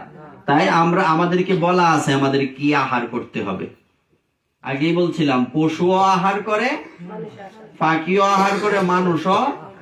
আমি যে মানুষ, আমার প্রমাণ হচ্ছে পশু পাখির মতো আমরা উল্টো পাল্টা জিনিস খাই না, আমরা ভগবানের প্রসাদ গ্রহণ করি, এই জন্য আমি মানুষ। বোঝা যায় কথাগুলি? মিলতাছে? আচ্ছা, আহার। এইবার এখানে একটা দৃষ্টান্ত আছে, শোনো। দৃষ্টান্তটা হচ্ছে এই নরোত্তম দাস ঠাকুর মহাশয়ের নাম শুনছো তো? কোথায় তার বাড়ি? খেতরে দাম গেছ? আচ্ছা, একবার আর সবাই নিয়ে যাইবা। তো খেতরি ধামে ঠাকুর মহাশয়, উনার যেদিন অন্নপ্রাশন হবে, সবারই তো অন্নপ্রাশন হয়েছে, তো অন্নপ্রাশন যেদিন হবে ওই দিন উনার মুখে যখন অন্ন দেওয়া হচ্ছিল, উনি অন্ন গ্রহণ করছিলেন না, বারবার মুখ ফুরিয়ে নিচ্ছিলেন আর কাঁদছিলেন। বিষয়টা কেমন? এমন সময় ওখানে একজন দৈবজ্ঞ ছিলেন, অনেক কিছু দেখে বুঝতে পারে এরকম ব্যক্তি থাকে না, দৈবজ্ঞ ব্যক্তি। তো সেই ব্যক্তি তখন বললেন, কৃষ্ণানন্দ দত্ত ঠাকুর মহাশয়ের বাবার নাম, ওনাকে বলছে, মহারাজ আপনার এই ছেলে কোনো সামান্য ছেলে নয়, এই শিশু দেব শিশু, দেবলোকের থেকে আসছে। সুতরাং তাকে দেখে আমি যতটুকু বুঝলাম, সে ভগবানের প্রসাদী ছাড়া কোনো কিছু গ্রহণ, কি বুঝলাম বিষয়টা? উনি নিজের জীবন দিয়ে আমাদেরকে শিক্ষা দিচ্ছেন। ভগবান গীতাতে বললেন যে, বলছে কি, জগৎকে বোঝানোর জন্য কি করতে হবে? আমি যদি আচরণ না করি তাহলে জগতের মানুষ কর্ম করবে না, আমি কর্ম করলে, কারণ শ্রেষ্ঠ ব্যক্তি যা করে সাধারণ ব্যক্তি তা অনুসরণ করে। এখন উনারা শ্রেষ্ঠ ব্যক্তি না, উনাদের জীবনেই তো আমরা ফলো করব। এই বাবা শোনো, যদি শুনলে তো কাজে আসবে, যদি নাড়াচাড়া করো তাহলে তো ভালো লাগবে না। যখন কি করা হলো, এই অন্নকে যখন ভগবানকে নিবেদন করে মুখে দেওয়া হলো, তখন ঠাকুর মহাশয় আনন্দে হাসতে হাসতে সেই অন্ন মুখে নিলেন। আহারের দৃষ্টান্তটা বোঝা গেল। ভগবানকে না দিয়ে কোনো কিছু গ্রহণ করা যাবে না। এটা যে কোনো আহার হোক, এই জলই হোক। এক গ্লাস জল পেলেও একজন ভক্ত তুলসী দিয়ে ভগবানকে নিবেদন করে পায়। তারপর বলছে নিদ্রা, সবাই ঘুমায় না? দেখবেন গীতার মধ্যে এক জায়গায় লেখা আছে যে তত্ত্বদর্শী ব্যক্তি যখন জাগ্রত থাকে, বিষয়ী ব্যক্তি তখন নিদ্রিত থাকে। আর বিষয়ী ব্যক্তি যে সময় নিদ্রিত থাকে, তত্ত্বদর্শী ব্যক্তি তখন আছে না এরকম একটা শ্লোকের অর্থটা কি? যখন ভজনের সময় তখন সাধারণ ব্যক্তিরা ঘুমায় নাক ডেকা, আর ভক্ত তখন ভজন করে। তাহলে নিদ্রাটাও কিন্তু আমাদের কি নির্দিষ্ট করে দেওয়া আছে যে কখন ঘুমাতে হবে, কখন ঘুমানো যাবে না। হ্যাঁ, তাহলে কি হবে? আমরা যে সময় ভজনের সময় ওই সময় আমাদের ভজন করতে হবে, যে সময় ঘুমের সময় ওই সময় আমাদের ঘুমাতে হবে। তাহলে নিদ্রা ভয়, আমাদেরও ভয় আছে, আবার পশু পাখিরও ভয় আছে না? আচ্ছা, মৈথুন, পশু পাখির মধ্যেও তো নারী পুরুষ আছে, আমাদের মধ্যেও আছে। তার এবার এদের মধ্যে আর আমাদের মধ্যে পার্থক্যটা হচ্ছে কি? সামান্য মেতদ পশুবীর নরানাম ধর্মহি তেষাম অধিক বিশেষ ধর্মেন হীনা পশুবি সমানা। যে ব্যক্তি ধর্মকর্ম করে না সে পশুর থেকেও অধম। পশু যদি তাকে বলা হয় তাহলে পশুদেরকে অপমান করা হবে। এবার এরকম বিভিন্ন কর্মের ফলে আমাদের বিভিন্ন নরকে বাস করতে হবে। যদি আমরা নরকে যেতে না চাই আর বারবার এই দুঃখময় জগতে ফিরে আসতে না চাই, আমাদের কি করতে হবে? ভগবানের ভজন করতে হবে। যদি আমরা ভগবানের ভজন না করি তো এই দুঃখময় জগতে বারবার আসতে হবে, বারবার মরবো, বারবার জন্ম হব, কিন্তু আমরা আমাদের এই জীবনটাকে সার্থক করতে পারবো না। এই জন্য সব সময় আমাদের এই জাগতিক কর্মের পাশাপাশি ভগবানের কর্ম করতে, এই সংসারে কর্ম করা, রান্না বান্না করা, অমুক তমুক করা, এগুলি হচ্ছে কর্তব্য, এগুলি হচ্ছে। আর ভগবানের ভজন করাটা হচ্ছে অবশ্য কর্তব্য। অনেকে বলে সংসারের কর্ম শেষ করে যদি তুমি সময় পাও তাহলে ভগবানের ভজন করবা। ভগবান কি তোমার বাড়ির সামনে ভিখারি হয়ে খাড়ি রয়েছে? হ্যাঁ, এটা তো ভিখারির কাজ। কেউ ভিক্ষা নিতে আইছে, ভিক্ষা দেও গো, এই কারো আমার কামটা শেষ করে লই। ভগবান কি তোমার বাড়ির ভিখারি নাকি? তুমি সব কাম শেষ করে পরে ভগবানরে ডাকবা? আর তোমার জীবন উস্তাদ দিয়া যাইব কপালের মধ্যে ভগবান। এনো থাকবো নাকি ভগবান? প্রথমে হচ্ছে কার কাজ? ভগবানের কাজ। কেউ বেশি করব, কেউ কম করব, কিন্তু ভগবানের কাজ প্রথমে। ঘুম থেকে উঠটাই মরার খাওয়া আরম্ভ করে দেয়। স্নান নাই, ধুতি নাই, কি করে? ঘুম থেকে উঠতেই খাবার। হ্যাঁ, এইসব নিয়ম নাই আগের দিনের। এখন তো শীত, আরো স্নান করে না। আগের দিনের মেয়েরা আপনারা তো জানেন, স্নান ছাড়া কি কোনো সময় ভান্ডার করে গেছে? হ্যাঁ, তখন কি করে? স্নান ছাড়া রান্না করে যদি কি বলে কাউকে আহার করানো হয়, সেবা দেওয়া হয়, তাহলে যে ব্যক্তি খাবে, যে রান্না করবে তার তো ক্ষতি হবেই। যে ব্যক্তি খাবে তারও কি হবে? শরীরে নানা রকম রোগ হবে, এবং আর কি হবে বলছে তারা ধর্ম থেকে তারা ত্যায্য। কারণ আগেই তো বলছি এইটা হচ্ছে সংবিধান। সংবিধান না মানলে, কারণ ঘুমের মানুষ হলো মরা, একটা কথা বলে। আমি যখন ঘুমাইলাম তখন আমার কি হলো? এক প্রকার আমার মৃত্যুই হয়ে গেল। কত জায়গায় কত কিছু গেলাম ঘুমের মধ্যে। তো সুতরাং এই দেহটা তখন মৃত দেহ, ওই দেহটাকে আগে শুদ্ধ করতে হবে। এই জন্য ওই যে বলছিলাম স্নান করে তিলক আর মালা তো সবসময় থাকেই। বলছে যদি কেউ গলায় তুলসী মালা নিয়ে স্নান করে তাহলে তার প্রতিদিন গঙ্গা স্নানের ফল লাভ হয়। হরে কৃষ্ণ। গঙ্গা স্নান প্রতিদিন করতে পারবা? তুলসীর মালা নিয়ে স্নান করলে গঙ্গা স্নানের ফল লাভ হয়। তুলসী পত্র মিশ্রিত জল যদি কারো মাথায় পড়ে হরে কৃষ্ণ। তাহলে তার 10টা গাভী দানের ফল লাভ হয়। দিস জীবনে 10টা গরু দান, বা আপনারা তো এই দুর্বল গরু দান, কেউ মরলে মরার গরু একটা না দেব, হ্যাঁ? অথচ বলছে সবৎসা গাভী, অকর বাছুর সহ দুগ্ধবতী গাভী দানের ফল। দেখো, এই শোনো আস্তে, এই এখানে বলছে এমনিতে কর্মের দ্বারা, কর্মের দ্বারা কি হবে? আমরা বিভিন্ন কর্ম করলে সেই কর্মের প্রভাবে আমাদের কি হয়ে যাবে? সহজেই আমরা ভগবানকে পেতে পারি। 10টা গাভী জীবনে দান করতে পারবো এরকম লোক আছে? কম আছে না? কম না? আমরাও তো গরিব মানুষ যারা, তারা তো একটা গরুই দান করতে পারে না। অনেকে তৈয়া দেয় না, এটা আলাদা বিষয়, কিপটার শিরোমণি, এটা আলাদা বিষয়। কিন্তু তুলসী পত্র মিশ্রিত জল মাথায় পড়া মাত্রই 10টা গাভী দানের ফল লাভ হয়। তো কত সহজ। এবং প্রতিদিন যদি তুলসী তলায় কেউ জল দেয়, তুলসীর গোড়ায় জল দেয়, তখন তার যেমন, আচ্ছা গাছের গোড়ায় জল দিলে কি হয়?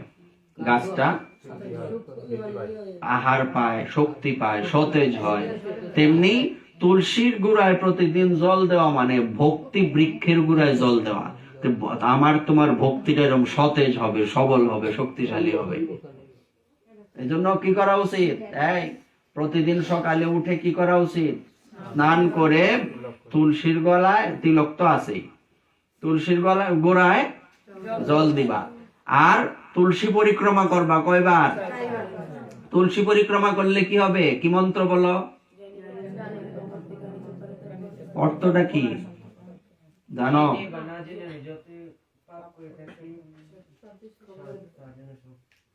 জানি কানি চ পাপানি ব্রহ্ম হত্যা, অপর ব্রহ্ম হত্যা জনিত যত যত পাপ আছে, সমস্ত পাপ প্রতি পদে পদে, প্রদক্ষিণ পদে পদে, এক পদে পদে মানে কায়িক, এক এক কায়িক, প্রতি পদে পদে এরকম ব্রহ্ম হত্যার রূপী যত যত পাপ আছে, সমস্ত পাপ বশীভূত হয়ে যায় পরিক্রমা করলে।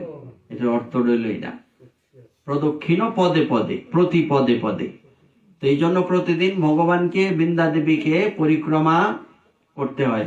আর স্নান করে অবশ্যই ভগবানের চরণে তুলসী, অন্যরা সবাই যারা পূজা করতে সময় লাগে, একজনে না করে, এত পূজা তো আর সবাই করে না। তো প্রত্যেকটা ঘরের ফ্যামিলির প্রত্যেকটা মেম্বারের উচিত যে প্রতিদিন দিয়া ভগবানকে প্রণাম করলাম, একটু 1-2টা পত্র তুলসী ভগবানের চরণে দিয়া আবার প্রণাম করে পরিক্রমা দিয়ে আইসা বললাম। কয় ঘন্টা লাগবে? 10 মিনিট, আরো কম। সুতরাং এই সময়টা আমাদের প্রত্যেকের ভগবানকে দেওয়া। জীবনের ভক্তির প্রথম সোপান হচ্ছে এইগুলি। কালকের থেকে সবাই এই কাজটা করবা। বেশি সময় লাগবো করলে, হ্যাঁ দেও। তুলসী বেশি থাকলে সবার যার যার চরণে দেওয়া যায়, সবার চরণে দেওয়া যায়, দেও, সমস্যা নাই। গীতাতে দিলা, কিন্তু ভগবানের চরণেও দিলা। এজন্য প্রতিদিন সবার কি করা উচিত? ভগবানের চরণে তুলসী দেওয়া।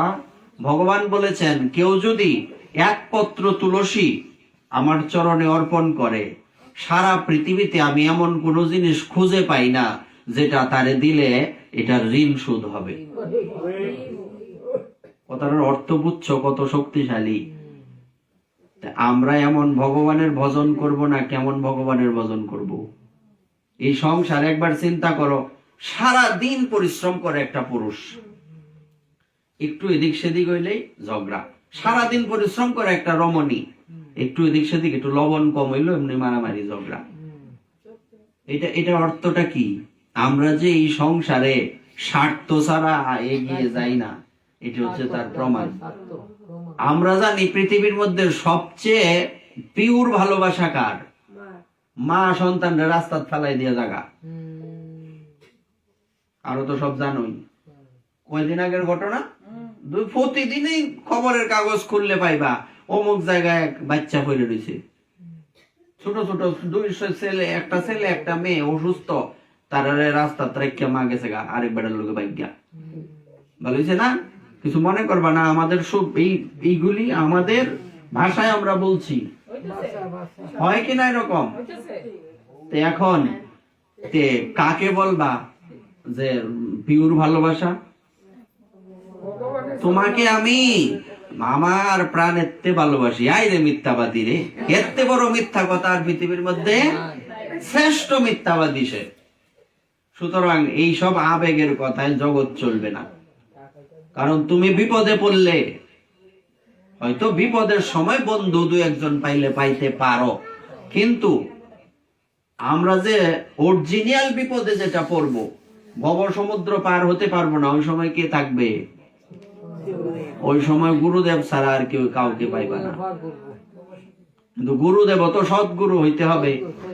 হ্যাঁ, গুরুদেব যদি সাধন ভজন না করে, তার পরম্পরা না থাকে, এইরকম গুরুদেবের চরণে আশ্রয় নিলে সেই গুরুদেব কি আমাকে পার করতে পারবে? আমার এই চাদরটা নোংরা হয়েছে, এটা যদি আমি একটা কাদা জলের মধ্যে চুবাই, পরিষ্কার হবে? কেন হবে না? এটা তো জল হই। তেমনি দেখতে গুরুদেব হইলো, এটা গুরুদেব, দেখতে জল, এটা ফেক।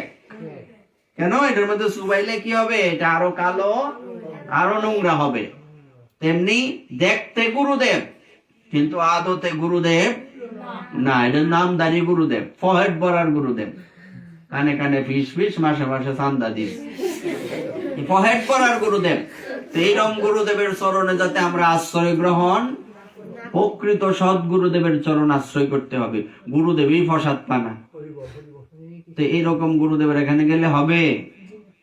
হ্যাঁ, তখন এক মাতাজি আর এক মাতাজির সাথে কথা বলছে, মেয়েরা কথা বলে না, বলছে দিদি রে, আমি যেমন গুরুদেব চাইছিলাম এমন গুরুদেবই পাইছি।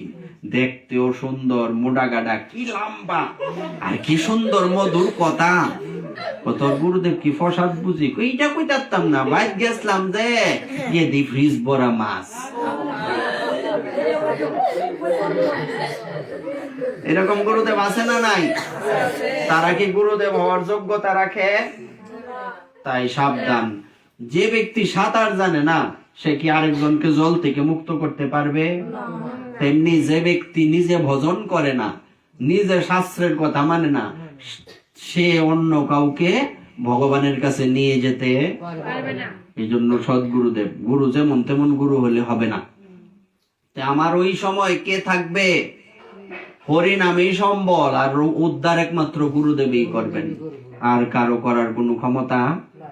তা আমরা এই জন্য সৎ গুরুদেবের চরণে যাতে আশ্রিত হই। আরেক কথা হচ্ছে, আর বৈষ্ণবদেরকে যথার্থ সম্মান যাতে আমরা করতে পারি, এবং বৈষ্ণবদের চরণে যাতে আমাদের কোনো অপরাধ, এটা বৈষ্ণব অপরাধের দৃষ্টান্ত দিই। শোনো, সচী মাতার নাম শুনছ? সচী মাতা কার কি লাগে? মহাপ্রভুর মা। তো এবার মহাপ্রভু যখন সবাইকে প্রেম দিচ্ছেন, সচী মাতাকে প্রেম দিচ্ছেন না, তখন শ্রীবাস পণ্ডিত জিজ্ঞেস করলেন, প্রভু সবাই প্রেম পেয়ে ধন্য হচ্ছে, তাহলে সচী মাতাকে কেন প্রেম দিচ্ছ না? মহাপ্রভু বললেন, আমার মা বৈষ্ণব অপরাধী, তিনি প্রেম পাবেন না। ভগবানের কাছে মা বাবা আর সাধারণ মানুষের মধ্যে কোনো পার্থক্য? সমান সমান কিনা সবাই? এটা হচ্ছে তার প্রমাণ। বলছে তোমার মা, যিনি তোমাকে 13 মাস গর্ভে ধারণ করছে। মহাপ্রভু কত মাস ছিলেন? 13 মাস। তো সেই মা, তিনি বৈষ্ণব অপরাধী, তিনি প্রেম পাবেন না। উনি আবার কার চরণে অপরাধ করছে? বলছে অদ্বৈত প্রভুর চরণে তার অপরাধ। বলছে কিরকম এটা বলো। বলছে আমি যখন প্রভুর কাছে আসা যাওয়া করি, অদ্বৈত প্রভুর কাছে, তখন এই আমার ভাই অর্থাৎ মহাপ্রভুর বড় ভাই অত সাধু হইছে, সন্ন্যাসী, বিশ্বরূপ ভগবান। তো এই বিশ্বরূপ উনি সাধু হয়ে গেলেন। আর মহাপ্রভু যখন আসা যাওয়া করেন, একদিন সচী মাতা বলছিলেন যে আমার একটা ছেলেকে তো সাধু বানাইছে, আরেকটা ছেলেও তার কাছে আসা যাওয়া করে, তারও ব্যবসার সুবিধার না। এখন লোকে বলে তার নাম অদ্বৈত, কেডা কইছে এটার নাম অদ্বৈত? এটা একটা দৈত্য। দুষ্ট মুখে মনে মনে বলছে। মনে মনে কিভাবে? মনে মনে তো মানুষ কত তাই কয়, মনে মনে মানুষ মন কলাও খায়, কত কিছুই কয়, কিন্তু এই কথাটার জন্য সচিমাতা প্রেম পাবেন না। শ্রীবাস পণ্ডিত বললেন তাইলে উপায়? বলছিলাম যে অপরাধের কি কথা মনে আছে? কথাটা অপরাধের কি বলে মোচন কিভাবে হবে, এটা আমাদের জানা দরকার না? তো এখন বলছে অদ্বৈত প্রভু যদি আমার মাকে ক্ষমা করেন তাহলে উনি প্রেম পাবেন। পাবে। তো উনি অদ্বৈত প্রভুর চরণ ধুলি যখন উনি গ্রহণ করেছেন, অদ্বৈত প্রভুর কাছে ক্ষমা চেয়েছেন, তারপরে মহাপ্রভু ওনাকে প্রেম দিয়েছেন। কি শিক্ষা দিলেন? মার দ্বারা একটা সময় আমাদের কথা প্রচলিত, জিকে মেরে বউকে শেখানো, উনি মাকে দিয়ে সারা জগৎকে শিক্ষা দিয়েছেন বৈষ্ণব অপরাধ কত শক্তিশালী। আমার মা হইল কোনো ক্ষমা নাই, ক্ষমা নয়। তা আমাদের কি অস্তিত্ব থাকবো?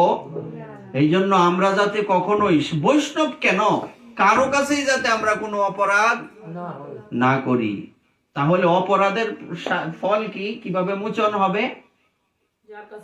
যার কাছে অপরাধ তার কাছে ক্ষমা চাইতে হবে, এছাড়া আর ক্ষমার দ্বিতীয় রাস্তা নাই। অপরাধ এমন খতরনাক, আর পাপ মহাপাপ এইসবও কি হবে? এইসবের থেকেও মুক্তি লাভ করা সম্ভব যদি ভগবান বলছেন সূত্র আছে একটা। সূত্র কি? জগায় মাধায়ের পাপ কেমন ছিল হরে কৃষ্ণ। আমরা জানি। শক্তি কেমন পাপ এবার শোনো। চিত্রগুপ্ত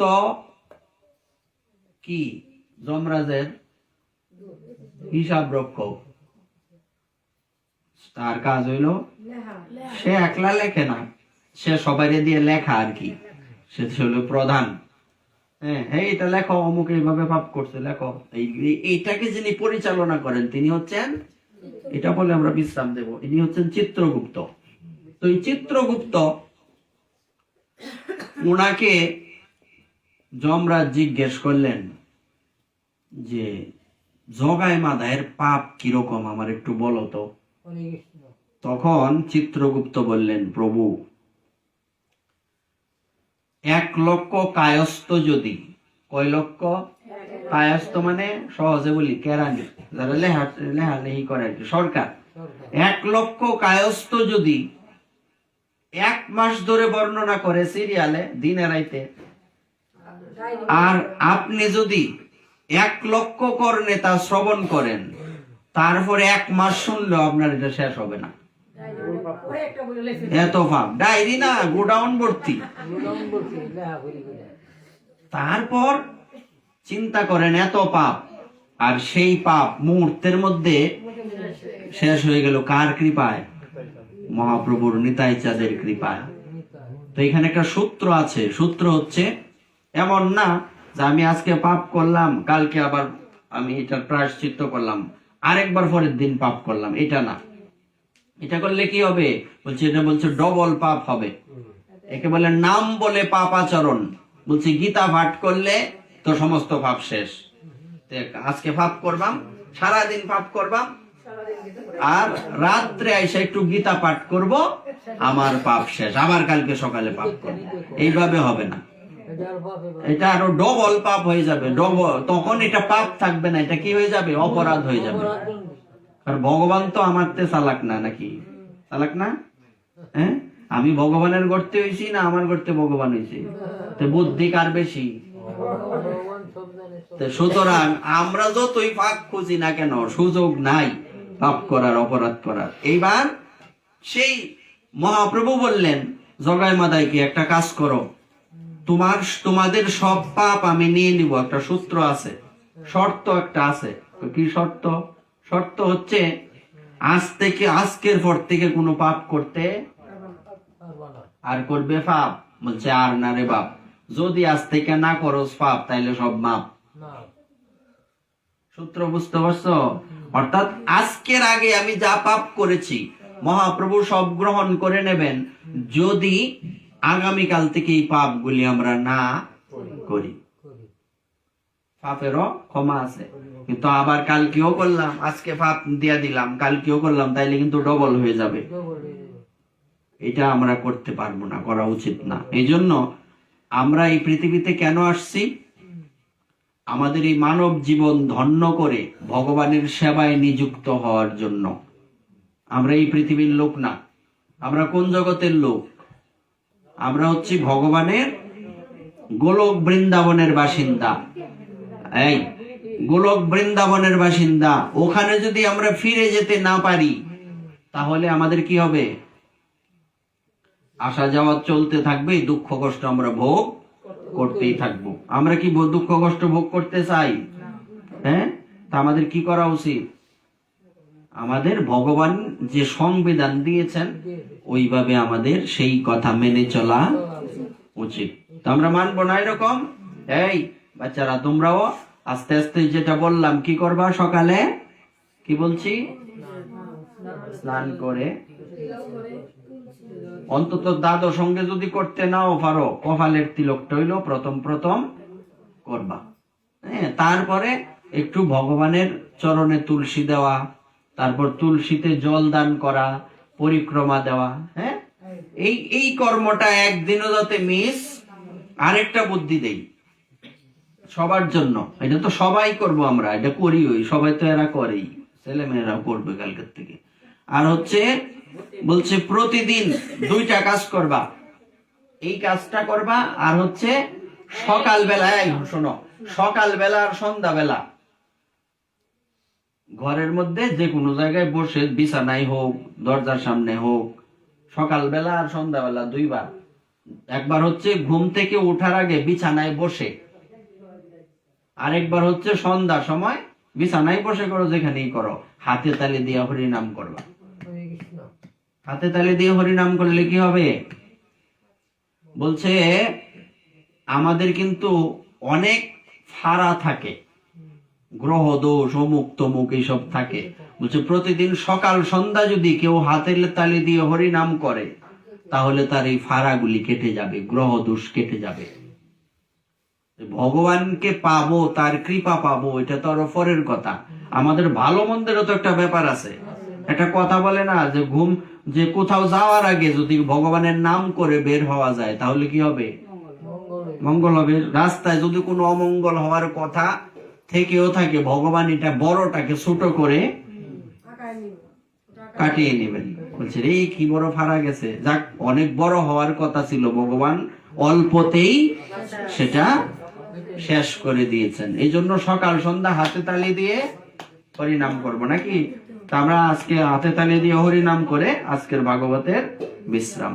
হরে কৃষ্ণ কৃষ্ণ কৃষ্ণ হরে হরে, হরে রাম রাম রাম হরে হরে। সবাই হরে কৃষ্ণ।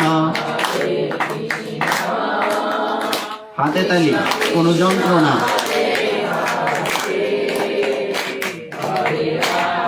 একটা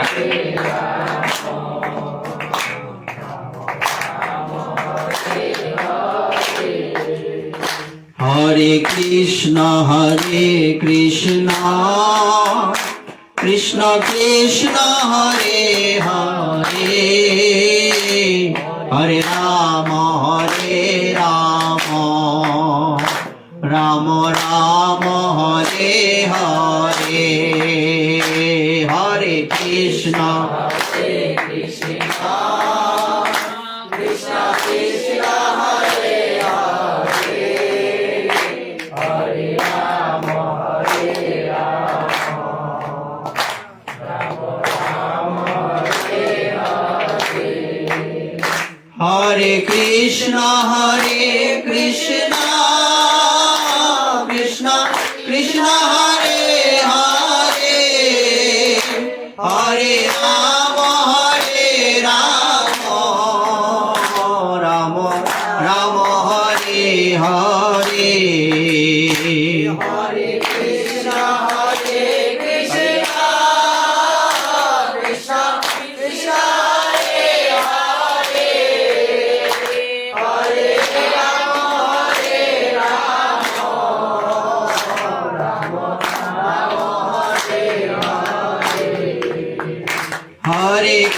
কৃষ্ণ হরে কৃষ্ণ কৃষ্ণ কৃষ্ণ হরে হরে হরে রাম রাম রাম হরে হরে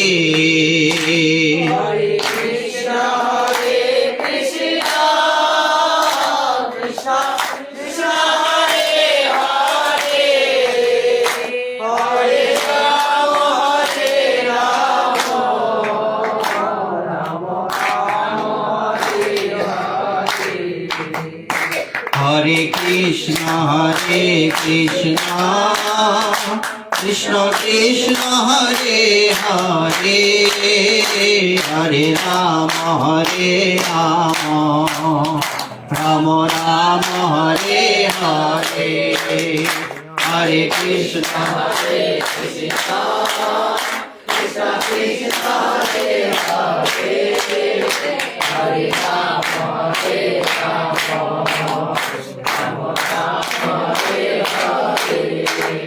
হরে রাম হরে কৃষ্ণ কৃষ্ণ কৃষ্ণ হরে হরে হরে রাম রাম রাম হরে হরে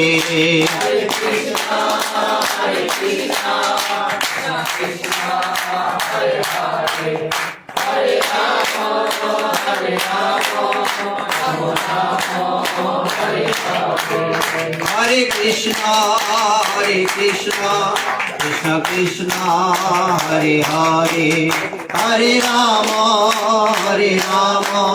রাম রাম হরে হরে হরে কৃষ্ণ কৃষ্ণ কৃষ্ণ হরে হরে হরে রাম রাম রাম হরে হরে নিতাই গৌর হরি বল হরি বল হরি বল হরি বল নিতাই গৌর হরি বল হরি বল হরি বল হরি বল জয় রাধে জয় রাধে জয় রাধে জয় রাধে জয় রাধে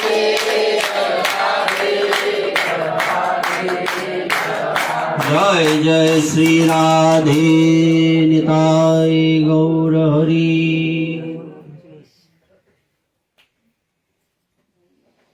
আর আরেকটা বিষয় হচ্ছে, যারা পড়তে পারো তারা অবশ্যই